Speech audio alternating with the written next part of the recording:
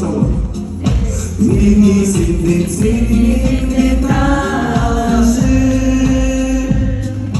Kıpırcırdır boynum duydukça ardırım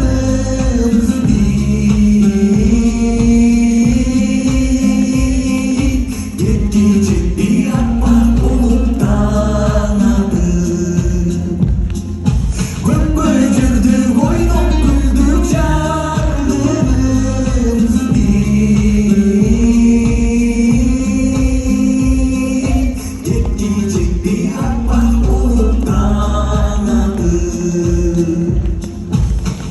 Elleriniz sağlayın, var olsun, aman olsun. Ellerinizde bir türlü acaba çarpın.